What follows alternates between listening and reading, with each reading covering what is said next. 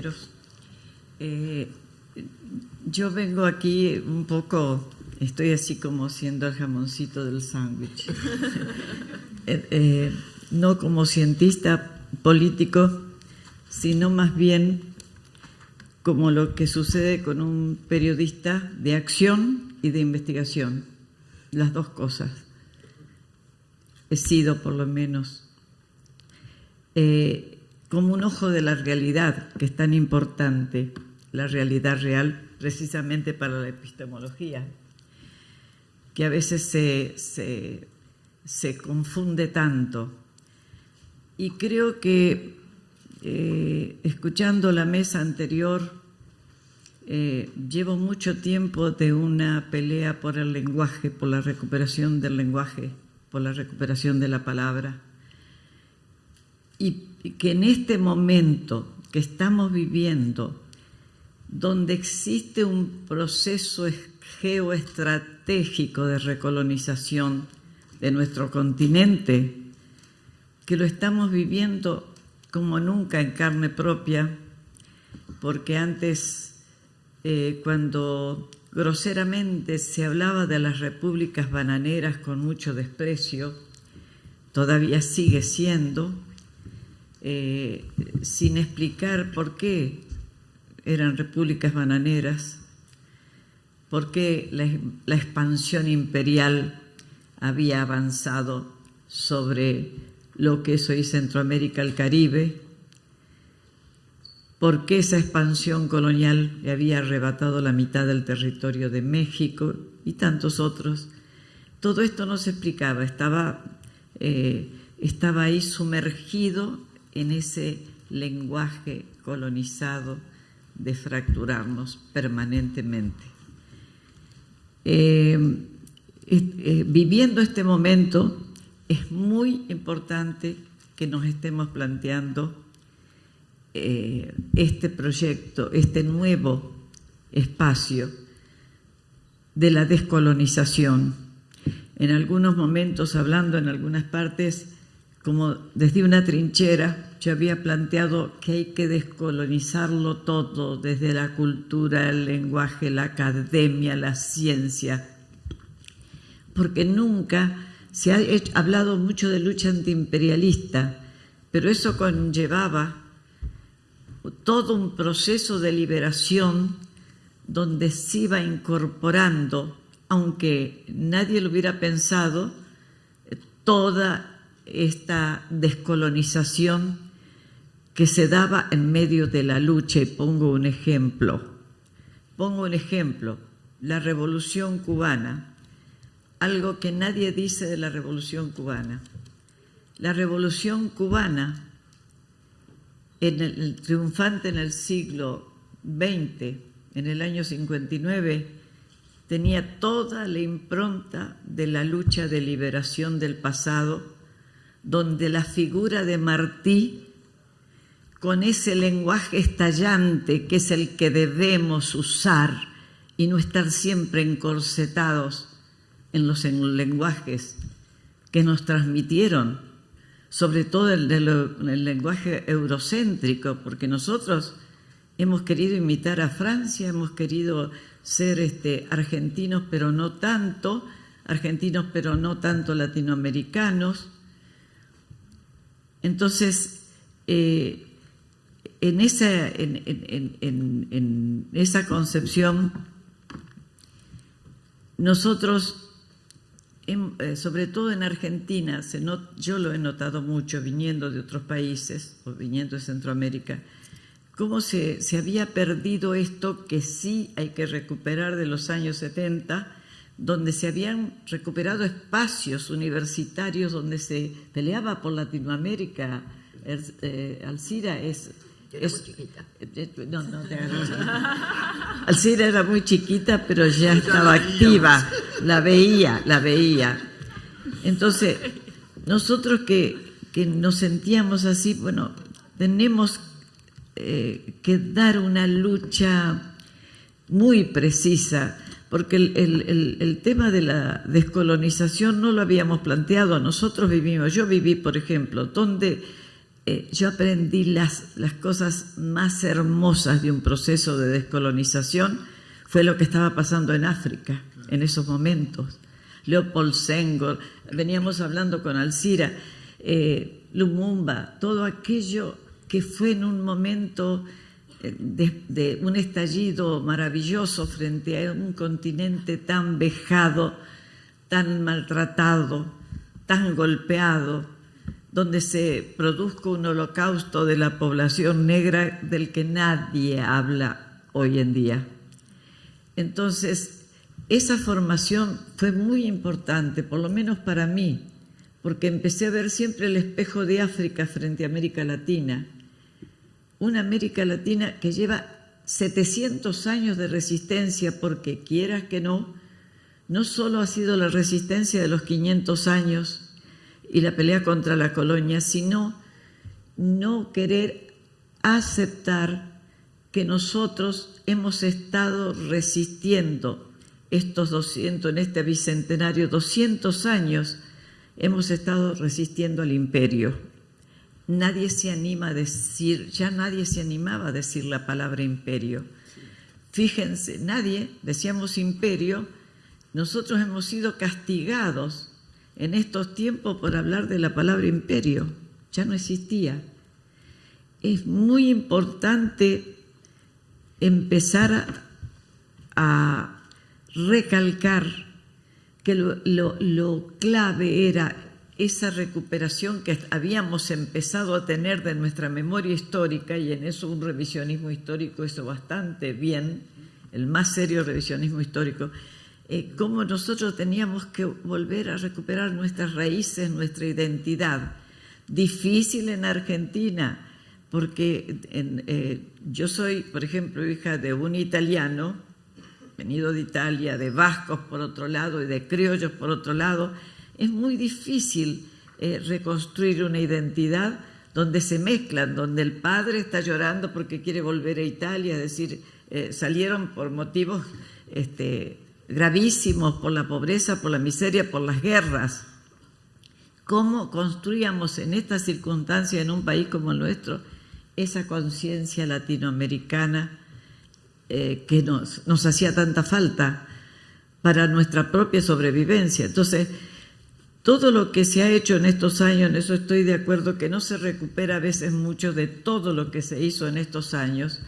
Y yo sí pienso que en este momento, frente a otro nuevo proyecto de recolonización, pero que es auténtico, yo no estoy diciendo, no estoy dando una opinión, estoy hablando de un proyecto de los Estados Unidos de Norteamérica, donde fue preparando este periodo histórico por medio de una invasión silenciosa de la que hemos hablado muchísimas veces con Alcira, de estas fundaciones que desde aquel momento del esplendor del neoconservadurismo, del fundamentalismo en los tiempos de Reagan, se crearon esas fundaciones que mandaron a América Latina y que trabajaron como una red de arañas, multiplicándose en las organizaciones no gubernamentales, que también entraron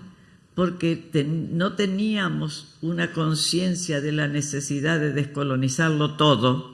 Entraron porque encontraron un lugar donde podían meterse rápidamente, amparándose en que venían para ayudarnos en el desarrollo, en el rescate por ejemplo, en las poblaciones indígenas se metieron muchísimo.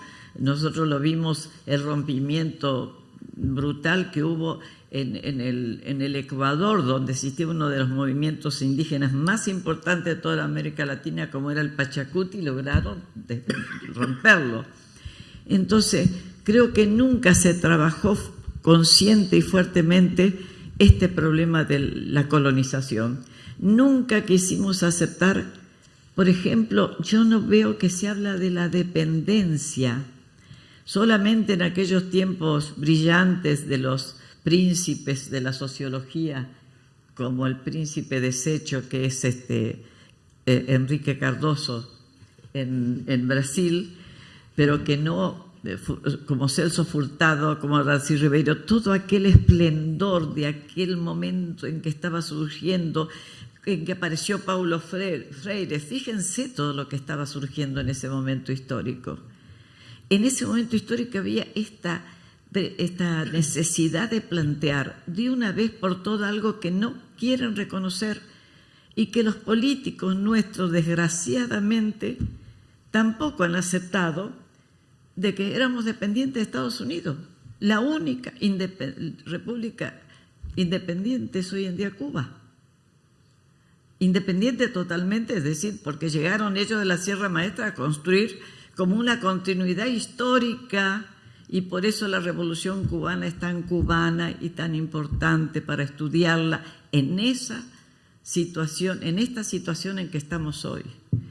Y en este siglo, a fines del siglo XX, surge esta otra figura extraordinaria, entre muchas otras, pero que lo destacamos, porque fíjense que detrás de Chávez estaba Bolívar, detrás del Frente Sandinista de Liberación estaba Sandino.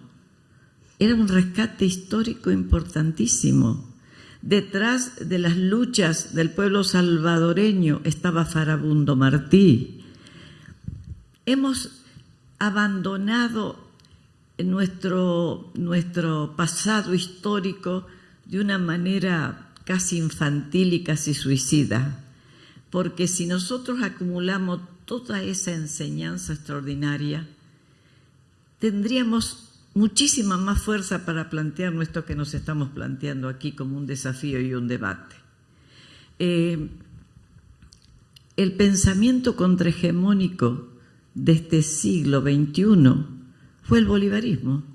El pensamiento que sale y sacude fue el bolivarismo. Y el bolivarismo tenía esas raíces profundas y nos permitía rescatar todo aquello que necesitábamos de nuestras raíces y nuestra identidad.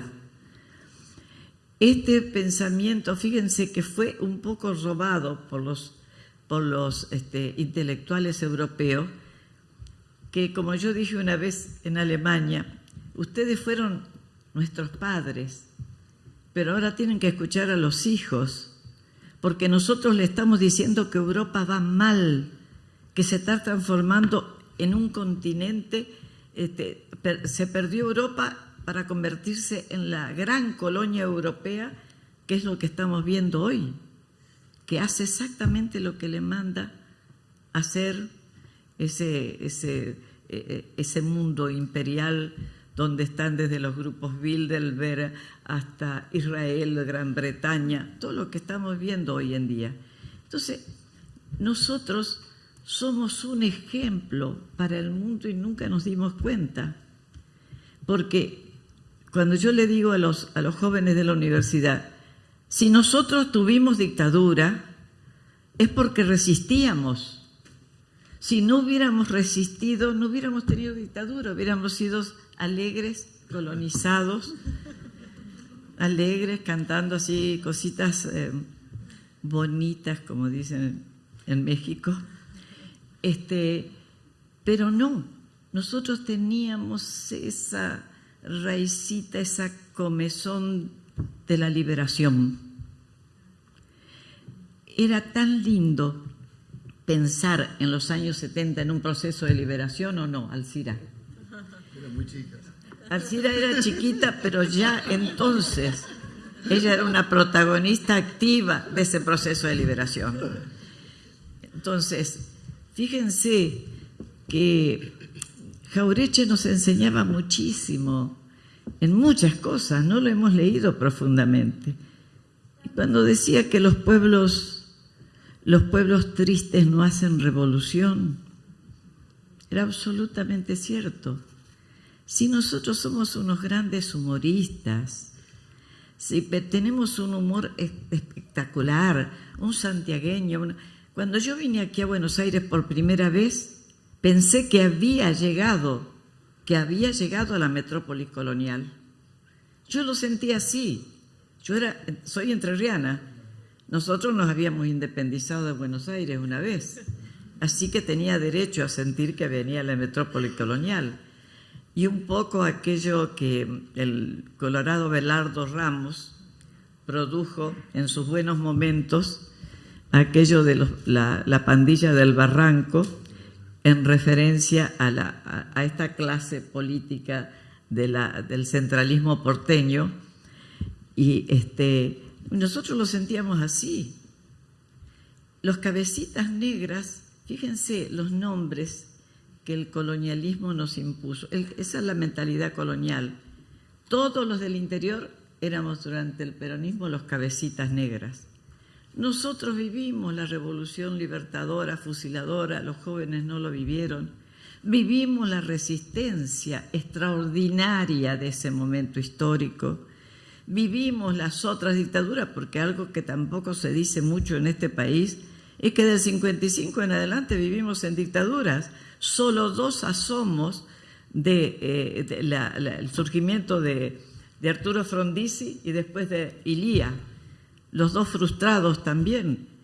La pequeña primavera de Cámpora en el 73, una pequeña primavera, pero vivimos en dictaduras.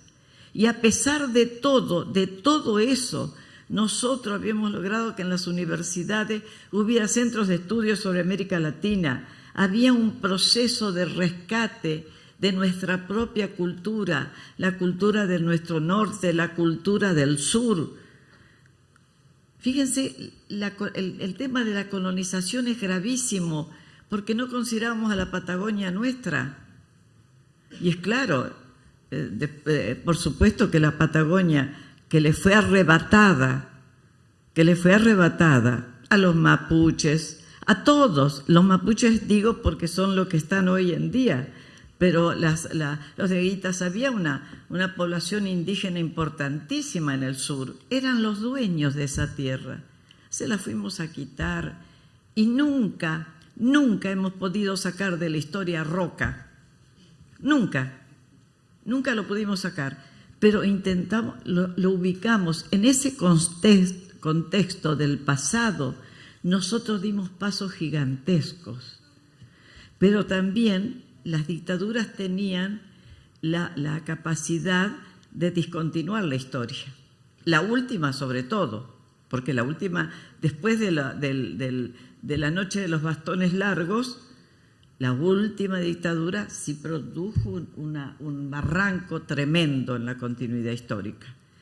Pero bueno, lo que yo quiero decir como el ojo de la realidad es que a mí me ha tocado estar en todos los países de América Latina, en todos.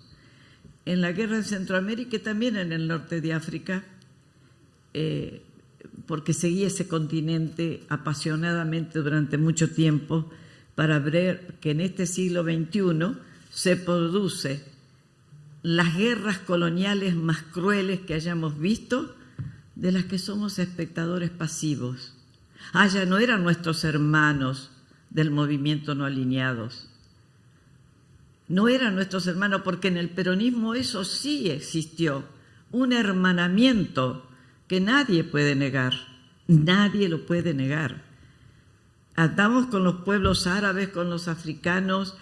Eso es lo que ha mantenido viva a Cuba, ese esquema de la solidaridad, que es una de las expresiones más anticoloniales que nosotros podemos encontrar. La solidaridad en nuestras condiciones es una forma anticolonial de resistencia.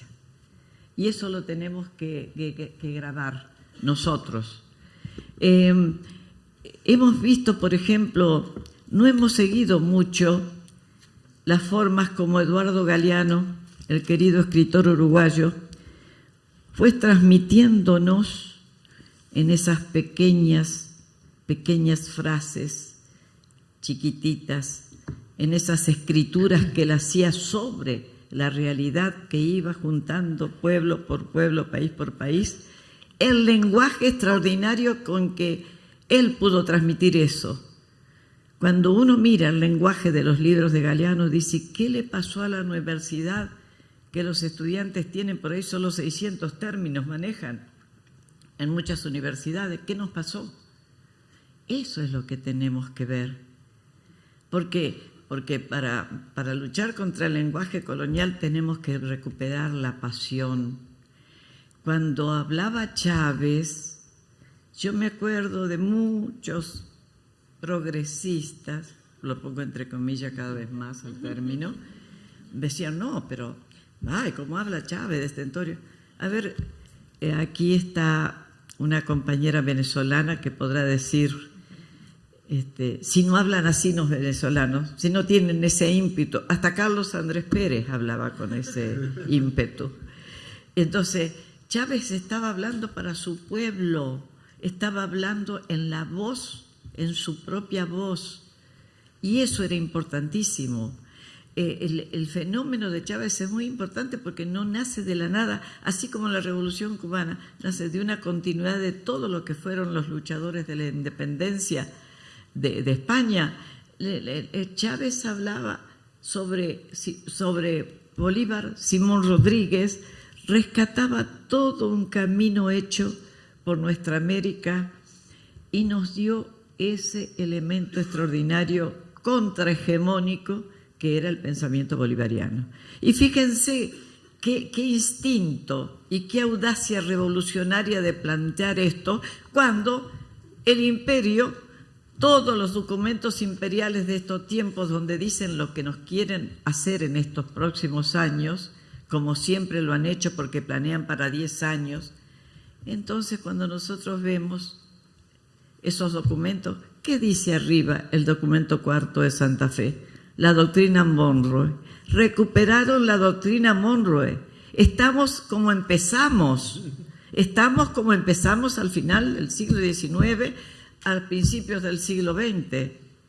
Y entonces, en medio de todo esto, no recordamos la historia de esta lucha latinoamericana, si bien ni siquiera la revolución haitiana, la revolución negra, la que empezó esta historia, ni siquiera la revolución mexicana, que es importantísimo recuperar esas historias, ni siquiera el hecho de lo que intentó hacer Jacobo Arbenz en Guatemala en 1954, de la revolución boliviana de 1952, ni siquiera las más cercanas las recordamos.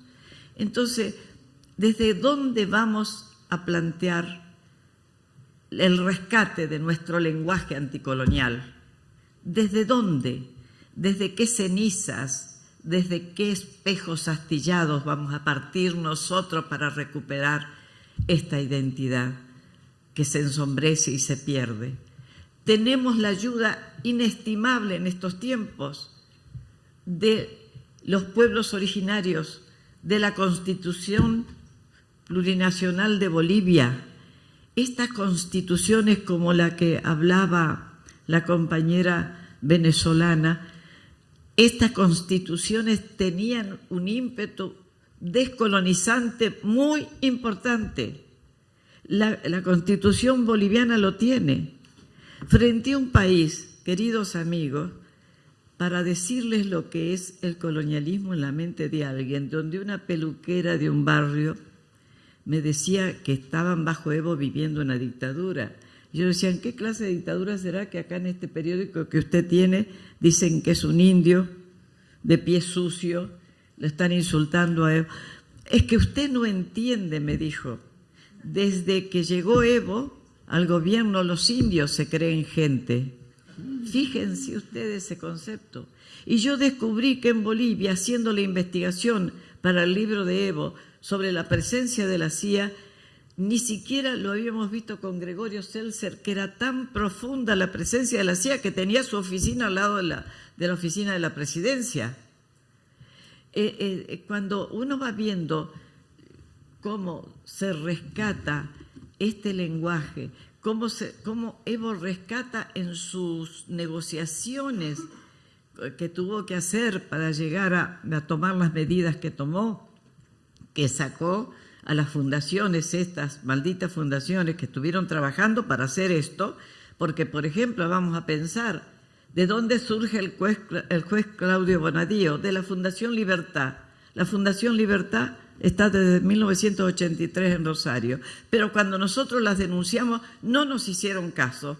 Esa Fundación Libertad pertenece a la Heritage de Estados Unidos. La NED, la USAID, trabajando aquí codo a codo. En este país hubiéramos tenido que parar las elecciones porque las elecciones estaban marcadas por 40 millones de dólares que habían entrado en el año 2015, habían entrado para una oposición que tenía que correr a la presidenta Cristina Fernández de Kirchner, y pudimos ver instalado en Buenos Aires una fuerza de tarea del Fondo Wittre-Singer, y no hicimos nada. El silencio cómplice que se hace sobre hechos tan importantes es colonialismo. Es una forma de colonialismo, así como todo lo demás que va marcando la historia. Cuando nosotros sacamos este libro, Recolonización e Independencia, en el año 2015, si ustedes abren ahora el libro, es todo lo que está pasando, porque nos dedicamos a estudiar profundamente todos los planes que tenía el imperio para con nosotros, y se reían de nosotros porque estábamos hablando del imperio. Óigame, queridos, hasta hay que ir al diccionario común, no hay que hacer demasiado trabajo para ver eso. Entonces, frente a esta situación, este es el momento histórico donde la gente va entendiendo, y ya primero decían que esto era una restauración conservadora. Si a mí me dan un solo nombre hay de un conservador aquí en el gobierno actual, o en Brasil, ni siquiera uno. No hay conservadores. No solo que son gerentes, sino que todos pertenecen a esas fundaciones. La Fundación Pensar, la Fundación Crecer y Crecer, la Fundación Suma. Y ustedes saben quién asesora. ¿Creen que se equivoca el presidente Temer? Digo presidente Temer de facto, ¿no?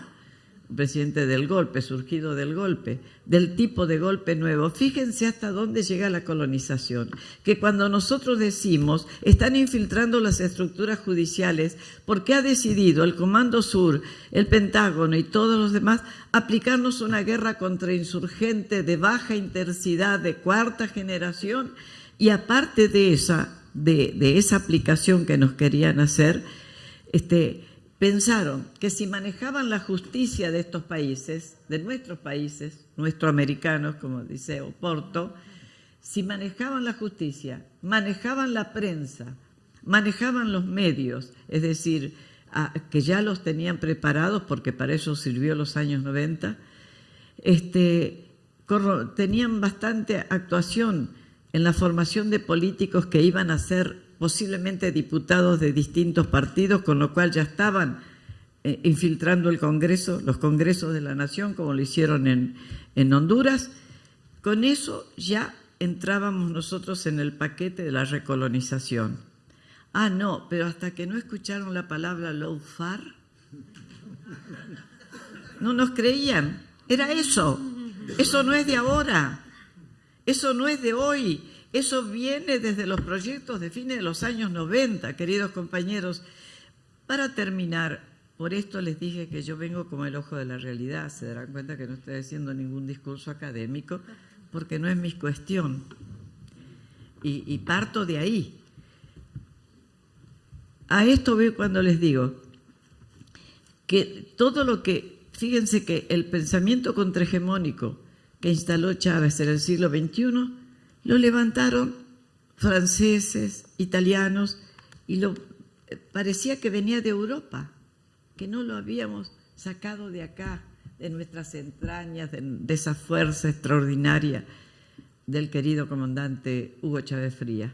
Y hoy estamos vacilando ante situaciones gravísimas como la de Nicaragua. Estamos vacilando, están reclamando los colombianos que hemos invisibilizado a Colombia, y es cierto, 50 millones de habitantes, mucha riqueza, pero Colombia existió cuando apareció el libro de García Márquez, como dice William Ospina. Aquella Colombia que no habíamos visto apareció con los 100 años de soledad. Entonces nos dedicamos a mirar, pero una parte, la otra parte seguían muriendo los colombianos, el país que más muertos tiene entre el siglo XX y el siglo XXI. Pero eso no lo sabíamos. En este momento en México están matando, ya habrá hablado, yo no lo escuché a Buenavad, porque llegué más tarde, pero en este momento en México, los miles de muertos que hay. ¿Y dónde estábamos nosotros, me pregunto yo? ¿Dónde estuvimos nosotros con Afganistán? ¿Dónde estuvimos nosotros con Irak? Apenas unas voces desteñidas por ahí. ¿Dónde estamos nosotros en la solidaridad con Nicaragua? Que no es como dicen, porque yo les pregunto, a ver si alguien me dice, para que veamos el lenguaje de la colonización, cómo camina, que no solo es el lenguaje de la colonización, es el lenguaje de la guerra contra insurgente, el lenguaje que transforma a las víctimas en victimarios, el lenguaje que nos hace equivocar profundamente cuando queremos juzgar a alguien y no sabemos ni siquiera qué está pasando. Miren, Nicaragua está bajo los crímenes que han cometido los mercenarios que entraron a Nicaragua, son atroces, son crímenes similares a los que comete el ISIS, que no son musulmanes, sino son mercenarios de 80 países del mundo manejados por la OTAN, y estos países que dicen que ellos nos están enseñando el lenguaje de la civilización, cuando están destruyendo la cuna de la civilización en esos países. Fíjense qué clase de mercenarios tan especiales tienen, que les ordenaron destruir, por ejemplo, Palmira, una ciudad en Siria que es parte de la humanidad, de la historia de la humanidad. La biblioteca de Alejandría. Destruyeron todos los elementos culturales porque ellos quieren destruir todo lo cultural que nos una a nuestro pasado histórico para que no podamos resurgir más. Eso es colonialismo. ¿Cómo luchamos contra eso? Es el desafío. Y aquí el debate debe plantearse a partir de las realidades que estamos viviendo, que son muy dolorosas. Estamos viendo el ataque a Venezuela. Fíjense ustedes, dos temas que voy a poner como ejemplo, no para poner un ejemplo individual, sino porque es colectivo a su manera, que yo siempre he manejado documentos porque con Seltzer aprendimos muchísimo al valor que tienen esos documentos del imperio que nos llegan, porque podemos desentrañar qué están preparando contra nosotros. Lo peor es que lo tenemos escrito y no los vemos, porque no nos han enseñado a buscar ese camino. Ese es el papel de la universidad, que te abra el camino, que te abra las puertas hacia esta iluminería que significa saber lo que el enemigo va a hacer contigo. Y la mirada estratégica de reconocer al enemigo. No es el enemigo un mayordomo del poder, el principal. El principal enemigo es el otro, el que te ubica, ese mayordomo de su poder, que se presta, por supuesto, como se han prestado siempre estas clases que no tienen patria en absoluto. Entonces, estos señores que pueden decir que los héroes de la independencia estaban muy angustiados porque estaban tratando de independizarnos. Bueno, hasta eso hemos llegado, hasta suplantar a San Martín por una ballena mal hecha. Todos esos son los mensajes coloniales que nos van dejando. Y está en nosotros descubrirlo, y está en nosotros recuperar la mirada estratégica, y está en nosotros este hecho de que yo descubriera, que me viniera a la mano un documento que se llamaba El Golpe Maestro, el Plan Maestro, hizo que alguna gente, fíjense las mezquindades, que dijeran que ese documento, bueno, estaba en duda si era o no era. Ahora estamos viendo en la práctica todo exactamente como estaba diseñado en ese plan. Pero pusieron una duda y no la puso el enemigo. La pusieron los miserables, que en estos momentos todo el mundo quiere luchar sobre su territorito individual. Se acabó. O colectivizamos o no hacemos nada. Definitivamente, este es el momento. O desplazamos a los ambiguos que siguen existiendo en nuestra sociedad, O acompañamos a Venezuela, que está a punto de ser invadida, pero no solo por los gringos, como dicen allá en México, los gringos. No solo por ellos, sino porque ya aquí permitimos que aquí se hablen de las bases logísticas que están imponiendo en Tierra del Fuego 3, en Neuquén ya se está construyendo, en el otro. Que este señor, el ministro de Defensa, dijera que va a formar batallones de fuerzas de despliegue rápido, que son las fuerzas que tiene el Comando Sur, despliegue rápido. Entonces, la Argentina tiene sus cascos blancos, que no son argentinos, y a lo mejor ni blancos, y sobre todo de alma, en Cúcuta, está incorporando para entrar, si invaden Venezuela, con el resto de América Latina. Es decir, el Grupo de Lima va también a lo militar.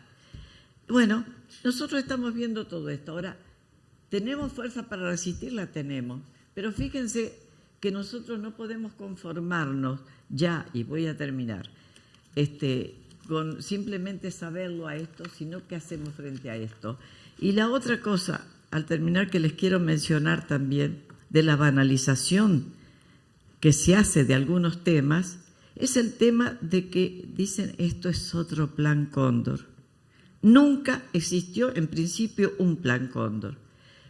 ¿Por qué? Porque uno tiene que, cuando el tema es militar, uno tiene que ir a los expertos militares. Y en lo militar, la operación, una operación Cóndor es una operación de contrainsurgencia. El plan que se diseñó acá de terrorismo de Estado, estuvo bajo el plan general de las dictaduras de la seguridad nacional. El Cóndor fue una operación que, dado que tocó a personas muy importantes, se conoce, pero hubo 100 operaciones más. 100 operaciones, la operación Lobo, la operación Quena, la operación esto. Y cuando nosotros decimos, como decía Perón, la estrategia es la guerra, la batalla es la táctica. El plan Cóndor, la operación Cóndor fue una batalla de esa táctica contrainsurgente grande. Y en este momento estamos ante una guerra contrainsurgente muy superior a un Cóndor 2, a un Cóndor 3, a un Cóndor 4. Es muy superior porque está planeada para, fíjense cómo se banaliza la cosa, que los medios le llamaron al plan Cóndor, pero si ustedes buscan a los investigadores de Cóndor, a todos los estadounidenses, los que sean, siempre van a decir Operación Cóndor. ¿Por qué? Porque si yo voy a buscar un documento y pongo Plan Cóndor, no lo voy a encontrar. Yo necesito saber el nombre exacto que le dieron los que lo hicieron. Entonces, este es un momento. Voy a acabar porque creo que ya me extendí demasiado, porque te iba a pedir que me parara. No me avisaste. Entonces, lo que quiero decir es que es un llamado profundo a que sí, a la universidad le pedimos, los que estamos por fuera de ella, que estamos haciendo otra actividad, que en general somos los cronistas de esta historia hoy por hoy. Antes no existía eso, podíamos estar contando la historia minuto por minuto, que tomen en serio y profundamente esta temática y que salgamos con el espíritu de la descolonización auténtica, no de palabras, porque nosotros pecamos. Por ejemplo, en este último tiempo, había redes de intelectuales, pero nunca pudimos encontrar cómo enfrentar esta guerra contra los medios, que es brutal, porque los medios son parte de la guerra, son los generales asesinos de otro tipo de guerra, los dueños de estos medios. Entonces, creo que llegó el momento de ponernos de pie con muchísima firmeza, de no tenerle miedo a la pasión, de recuperar el lenguaje, sino para darnos cuenta de qué triste es nuestro lenguaje. Miremos las consignas que tenemos cuando salimos a la calle. Perdonen lo que voy a decir, pero hijo de puta, la puta que te parió, no dice nada de lo que estamos haciendo en esta lucha, y hasta en eso nos están ganando la batalla. Entonces, recuperemos el lenguaje urgente, recuperemos la cultura urgente, la fuerza de la universidad, ¿Qué es nuestra esperanza en este periodo histórico que estamos enfrentando? Esta guerra brutal que no es tan fácil que ellos ganen, porque también ellos están en bancarrota.